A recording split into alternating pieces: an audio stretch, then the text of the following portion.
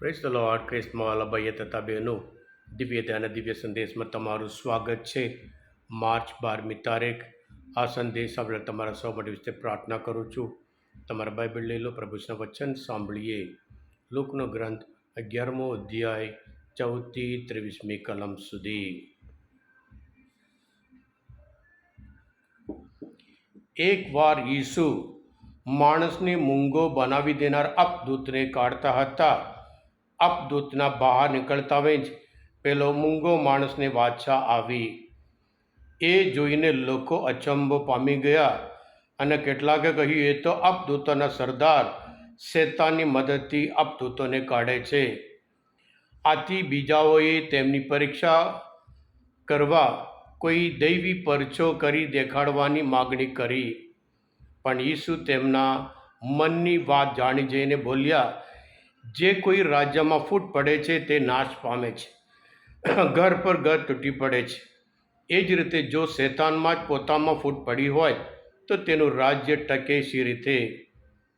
તમારા કહેવા પ્રમાણે હું શેતાનની મદદથી અપદૂતો કાઢતો હોઉં, પણ જો હું શેતાનની મદદથી અપકાઢતો હોઉં તો તમારા લોકો કોની મદદથી કાઢે છે? તો એ લોકો જ તમને દોષિત ઠરાવશે.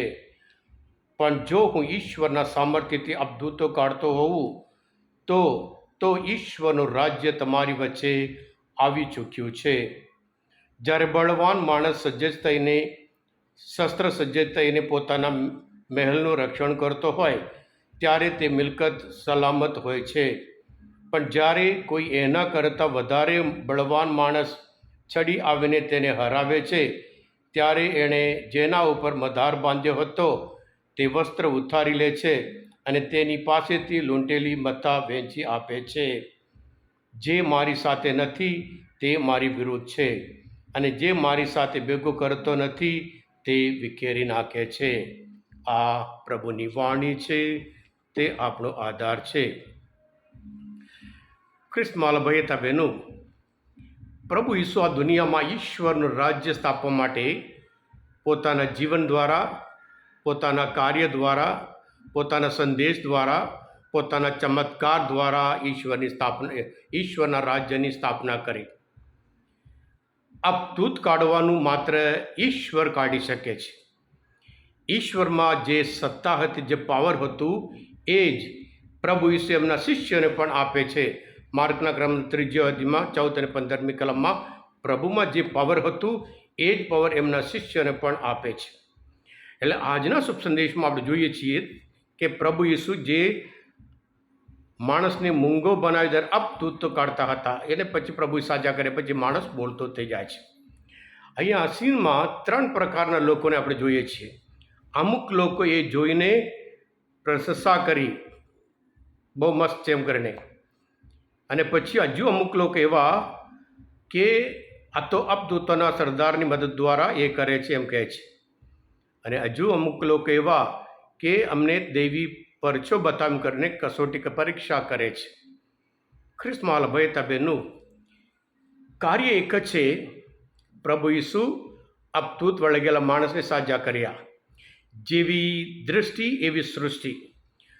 અમુકનો તો અચંબો નવાઈ લાગે, બહુ અદ્ભુત. અને અમુક લોકો કહે છે આ તો શેતાન, એટલે નેગેટિવિટી બતાવે છે. હજુ અમુક લોકો પ્રભુને કસોટી કરે છે. ખ્રિસ્તમાં ભાઈ તમે પ્રભુ ઈસુ પોતે એમના આર્ગ્યુમેન્ટ જે દલીલ હતી એના દ્વારા એમને જવાબ આપે છે. એટલે જે અપદૂતોની સરદારના મદદથી અપદૂત કાઢતો હોવું તો પછી એમના રાજ્ય કેવી રીતે ટકી શકે એમ છે.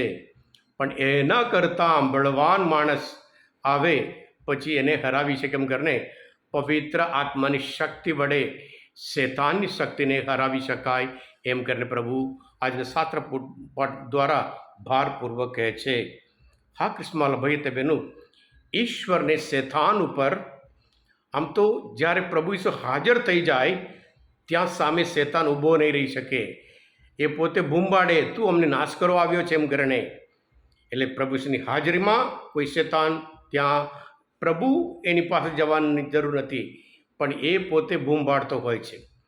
હા ખ્રિસ્તમાં ભાઈ બહેનું, પ્રભુ ઈસુ અને છેલ્લા શુભ સંદેશમાં કહે છે જે મારી વિરુદ્ધ છે જે મારી સાથે નથી તે મારી વિરુદ્ધ છે. એટલે આપણે જોવાનું આપણે પ્રભુ સાથે છીએ કે પ્રભુ સાથે નથી. 50% અહીં છે જ નહીં. સંપૂર્ણ તે પ્રભુ સાથે હોય, પ્રભુના સંતાન છે. આપણે જ્યારે આપણા હજુ પાપમાં જાતના પાપમાં ડૂબી રહેતા હોય તો પછી આપણે શૈતાન સાથે રહીએ છીએ. એટલે આ બાજુ કે અથવા આ બાજુ 50% જીસસ, 50% આપણે મિસમાં આવતા હોય, બાઇબલ વાંચતા હોય, પણ આપણા જીવનમાં જે પાપ છે એ તિરસ્કાર નહીં કરતા હોય, દૂર નહીં કરતા હોય, તો પછી આપણે પ્રભુ સાથે નથી. પૌલ પોતે ગલાતીના ધર્મ બીજો અધ્યાયમાં 20મી કલમમાં કહે છે કે હું નથી જીવતો, મારામાં પ્રભુ જીવે છે. હા કૃષ્ણવાલા ભાઈ તબેનો, જ્યારે ઈશ્વર સાથે છીએ, ઈશ્વરની આજ્ઞા પ્રમાણે જીવીએ. ઈર્મિયાના ગ્રંથમાં 7મો અધ્યાયમાં 23મી કલમમાં એ કહે છે, મેં એટલી આજ્ઞા તો કરી હતી કે તમે મારું કહ્યું ખરો તો હું તમારો ઈશ્વર અને તમે મારા લોકો. તમે મારી બધી આજ્ઞાઓ પાળો તો તમે સુખી થશો.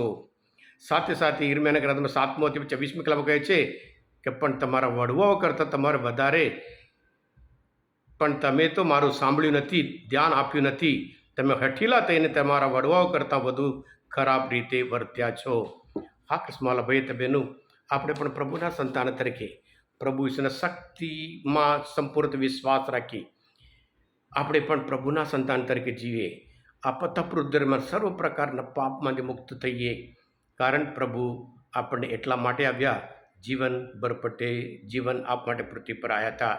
હા કૃષ્ણવાલા ભાઈ તબેનો, આજે માનવ ચિંતન શાસ્ત્ર પર સમજવા માટે પ્રભુ ઓળખવામાં ઉત્તર થયા હોય, તમે પોતે દિવ્ય ધ્યાન દિવ્યસન સબસ્ક્રાઈબ કરજો અને બીજા માટે પણ ફોરવર્ડ કરજો. કારણ તમે બધા આશીર્વાદિત છો, અભિષિક્ત છો. પ્રભુ ઈસુ તમારા વિશ્વાસ રાખું છું. બોલો દિવ્ય ધ્યાનો જય. God bless you all. Jesus I trust in you.